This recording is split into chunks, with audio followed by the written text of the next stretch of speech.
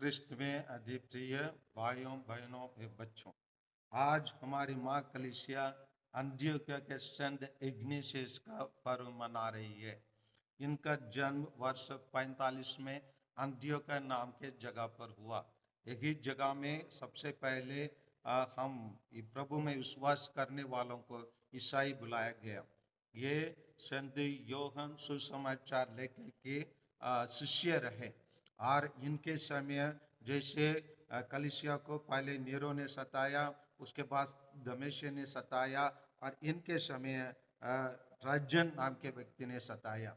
इन्होंने इनको अरेस्ट किया क्योंकि इन्होंने लोगों को विश्वास में अटल रहने के लिए अपने शिक्षण के द्वारा, अपने अच्छे आचरण के द्वारा उनको अच्छे विश्वास में रहने के लिए उन्होंने रास्ता दिखाया। इसी कारण से इनको अरेस्ट किए और अरेस्ट करने के बाद इनको राजा ट्राजन ने कहा, यू पुअर रिच। इसीलिए उन्होंने उनसे जवाब दिया, call me not a poor rich पर I bear God within मी। क्योंकि इसका पूरा नाम था इग्नेशियस थियोफोरोस।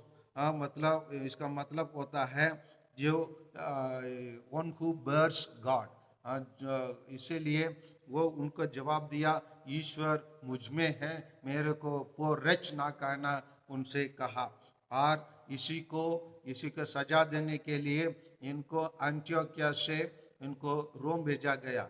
जब उसको रोम भेजा गया, रास्ते में उनको लोग जैसे आजकल राजनीतिक नेता जाते हैं तो उन लोग तो लोगों को जबरदस्ती बुलाकर भीड़ को दिखाना चाहते हैं, उनके ऊपर फूल वारा फेंकने के लिए उन लोग आयोजित करते हैं। इसी प्रकार इग्नेशियस ऑफ अंतियोखिया कुछ नहीं किया, परंतु लोग इनके बारे में सुनकर ये रास्ते में आ रहे बोल के लोग दौड़ के इनको देखने के लिए आते थे और इनको इतना सम्मान किए।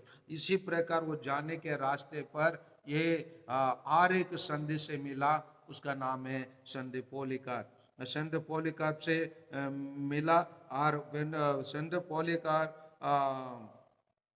बारे में इग्नेशियस के बारे में संत पॉलीकार्प अपने पत्र में बताते हैं कि वो इनसे मुलाकात किया और ये इसके बाद इतना ईश्वर के लिए काम करने के लिए इतना उत्सुकता था, इतना रुचि था और इसीलिए वो अपने रास्ते में जाने के टाइम पर लोगों से ये कहने लगे, I am the wheat of the Lord and must be ground by the teeth of wild beast to become the pure blood of the Lord Jesus Christ. इसका मतलब होता है, मैं क्रिस्त का गेहूं हूँ, मैं जंगली जानवरों के दांतों तले पीसा जाऊंगा ताकि मैं प्रभु के लिए निर्मल रोटी बन सकूं। इस प्रकार वो अपना उत्सुकता प्रस्तुत किया कलीसिया के काम करने के लिए। वो अपने जीवन को पूर्ण रूप से अर्पित किया। इसी को रोम में कोलोसियम नाम के एक जगह पर लेके गया। ये कोलोसियम एक प्रकार का स्टेडियम है। मैं भी इस जगह का एक बार देखने के लिए गया था। बहुत गोलाकार टाइप का एक स्टेडियम है और उसमें लोगों को बैठने के लिए सीढ़ी वाला बना के रखे हैं, स्टेप्स बाय स्टेप रहता है और बीच में एक पिंजरा टाइप का रहता है, उसके अंदर जानवर रहते हैं। और हमारे ईसाई विश्वासियों को पहला और दूसरा शताब्दी में इसी प्रकार सताया जाता था।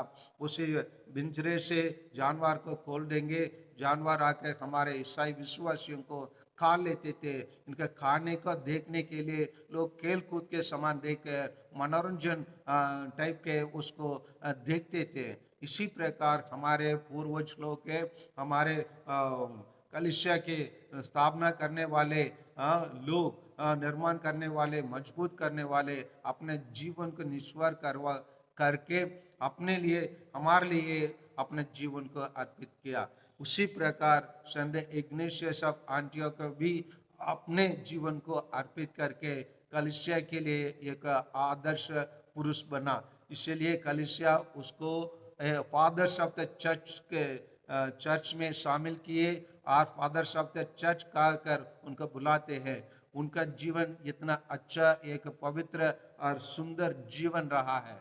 आइए प्यारे भाइयों और बहनों, हम लोग भी संत इग्नेशियस का अंत्योक्या के संत इग्नेशियस के समान हम भी प्रभु यीशु के लिए उत्सुक रहें, कार्य करने के लिए, और प्रभु यीशु के लिए हम अपने जीवन को अर्पित करें। जिस प्रकार उन्होंने कहा, I bear God within मी, ये हमारे लिए एक चुनौती है, एक चैलेंज है। क्या हम लोग भी कह सकते हैं क्या, I bear God within मी, मुझ में ईश्वर विद्यमान है? क्या हम कह सकते हैं?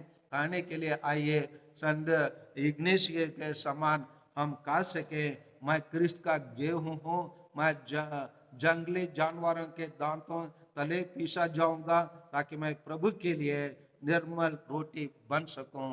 आइए उनके समान हम अपने जीवन में निर्मल रोटी बनने के लिए, ईश्वर हमारे अंदर विद्यमान होने के लिए हम अपने आप को अर्पित करें। आमीन।